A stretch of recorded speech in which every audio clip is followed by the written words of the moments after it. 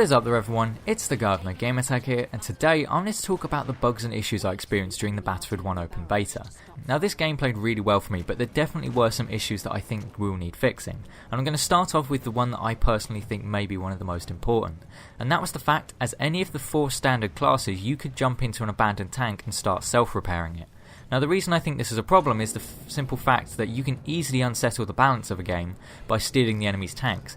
The amount of times I actually managed to bait an enemy out of their tank and then steal it right next to them and start repairing it, it meant that my team had so much more firepower than the other team, and it made it almost impossible for the enemy team to come back and win. And I do think this needs changing because it makes it so easy to just kind of ruin the game for the enemy team. Admittedly, they shouldn't be bailing from their tanks, but I don't think they should be punished by absolutely anyone with any class. I do think the tanker should be the only one who has access to the ability to repair vehicles. And I think the reason a lot of people didn't find this was because the way the early builds of the game were presented by YouTubers was that only tankers could repair vehicles, so by being told that, no one really tried. And as you can see in the background, you can self-repair any tanks as any of the 4 standard classes, and I do think this will really need changing because it is just so easy to unbalance a match just by using this tactic. There are also some bugs that I did notice which DICE has already acknowledged and will hopefully be fixed for the full game. One of those being that if you were a support player, you could throw an ammo pack at your feet and it would instantly replenish all of your grenades. This made it extremely easy to spam grass grenades, which made it very easy to hold down choke points and rush. Another glitch was that actually cavalry soldiers, once they got off their horse, would keep a lot of health. I actually had a point where with the Selbstlader medic rifle, it took me 8 shots to kill a cavalry unit, and this did get very annoying. Another bug I encountered was to do with sprinting. Now sometimes when you were crouched and you hit the sprint button, it wouldn't start sprinting. The crouching action would actually cancel it, and when you hit the sprint button it would never cancel the fact that you'd crouched. You had to manually tell your soldier to stand up before you could start sprinting. Now this might not sound like much, but it is very annoying when you're just trying to evade someone. You just quickly need to run away, but then all of a sudden your character starts doing the duck walk instead and you can't get away from them. It definitely was a bug that got a little annoying. There was also a case with some of the UI. When you spawn in, you get icons all over your screen, they're massive. Now admittedly, I reckon that in the full game you'll get the same sort of HUD customization you had in Battlefield 4, which will allow you to change the size of the icons, the opacity of them, which make it a lot easier. But as you can see in this clip in the background, it led to me getting killed because I couldn't see the enemy coming towards me because there were so many icons in my way. Another issue I've had with icons is to do with doors and shutters. Now, in Battlefield 4, if you just held square near a door that was openable, it would open it. Whereas in Battlefield 1, you actually have to look at the door in a specific place or at the shutter to actually find the icon, and then you can activate it. I'm not too keen on this system. Admittedly, with the barging mechanic, it makes it so that opening doors normally doesn't matter, but especially with shutters, it would be nice to be able to quickly open and close them, instead of having to try and work out where the icon is so you could actually open it. And also, once you'd opened a shutter, a lot of the time you'd actually find the actual icon then blocked your vision and you couldn't see. So that would definitely need a little bit of tweaking for the full game.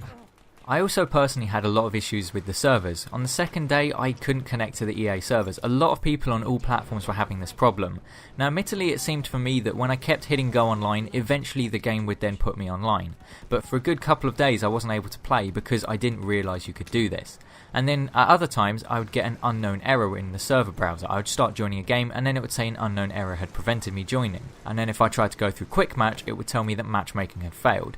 The only way I managed to get around this issue was if a friend of mine joined a server, I could piggyback off of them and then join their game. But otherwise I wasn't able to play, and it did get really disappointing that I couldn't try out the beta on those days. These are issues that definitely want to be fixed because it will really turn people off of the game if these issues persist. There's also been some issues with the end of round menu. Now when you finish a round, you then go to the end of round screen. You can see your performance in the game, look at other people's, and then change your track medals and things like that. Now first things first, the problem I had with it was actually that different people get into the game at different times. I was playing with a good friend of mine and his counter was usually a good 20 seconds ahead of mine. He'd be able to get into the game at least half a minute before me. Also, I'd have other times where after one round I would instantly get put into the spawn screen of the next round, but all of my controls had locked up. I couldn't do anything except return to the main menu. If I left it a good 40 seconds to a minute later, it would then put me in the end of round screen and I'd have to wait a further minute to get back into the game. And by the time I'd then been able to spawn in, it was a good 2 minutes later, and sometimes playing Rush, it meant an entire base had already been taken. This is definitely a really annoying issue, and I really think this needs to be changed for the full game, because otherwise it will get extremely annoying if certain people get in the game at different times, because it means that people like me were never able to get in a vehicle at the start of a game because they were already taken by the time I got in. Most of the flags had already been captured and I had nothing else I could really do apart from try and guess where everyone might be.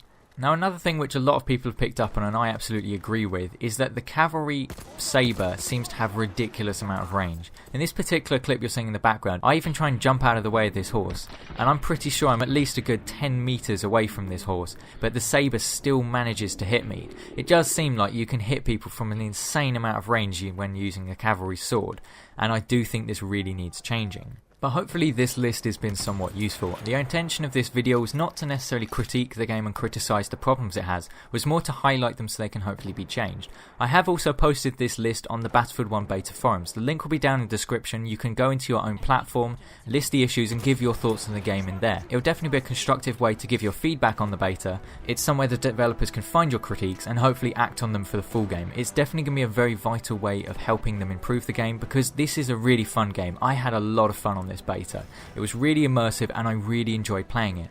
But these issues would spoil the game for me. It would definitely make it a lot less fun to play, and I really would love to have a Battlefield that at launch plays really well and is really smooth.